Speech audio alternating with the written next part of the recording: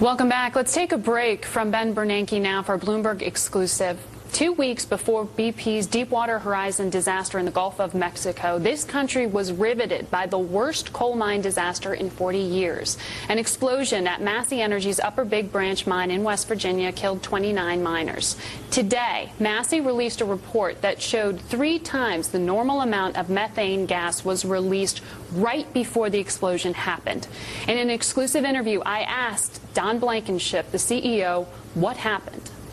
We don't know for sure what happened. We do know that there's a crack in the floor near where the mine was operating, and that we have seen that 7 years or so ago happen, and it releases a tremendous amount of gas at one time, and the defense against that is having a lot of air on the longwall face to dilute it.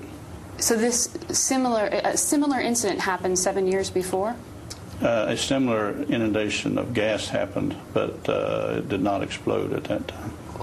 Why did it explode on the 5th? Why did 29 miners die as a result of that?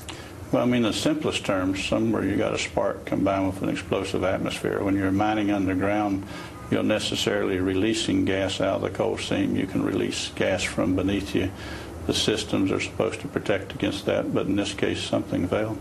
The Associated Press has obtained a report from the Labor Department that said that Massey, with that particular area, had actually redirected air supply, essentially, that there had been the proposal back in January to redirect air from a working area of the mine to one that was producing more coal. The idea that there was a choice made for better business production that perhaps allowed for this safety issue to arise. I haven't seen their report, but the truth of the matter is that Massey would have had about twice as much air on the face of the long wall as the government had us put on the wall. And their ventilation system, which it is their ventilation plan in our opinion, is not as good a ventilation plan as we would like to use.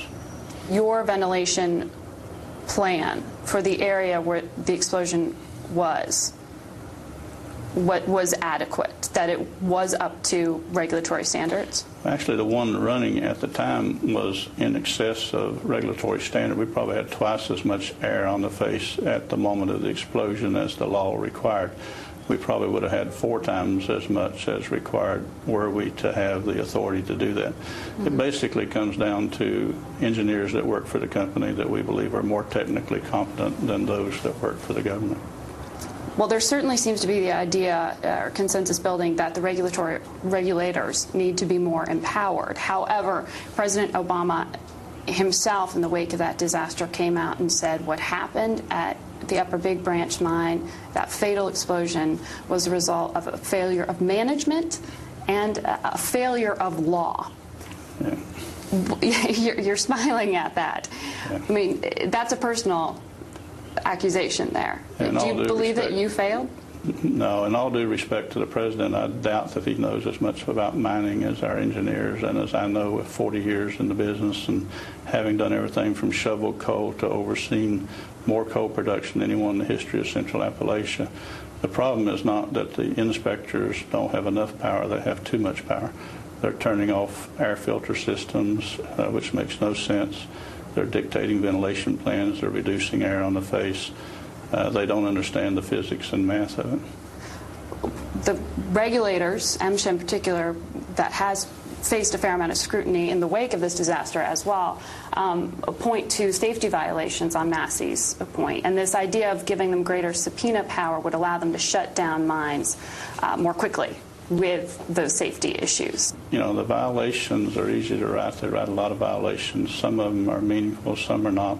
But when you're being required to ventilate a mine the reverse of what it's designed to be ventilated, it's difficult to get it to work. Air in coal mines is set up to flow in a certain direction from the beginning, say 15 years ago. And when regulations change or people change, administrations change, physics don't change, so it makes it difficult sometimes.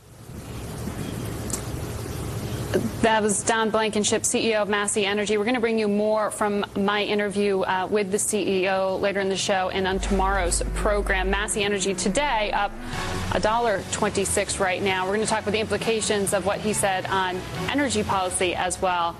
More on Bernanke.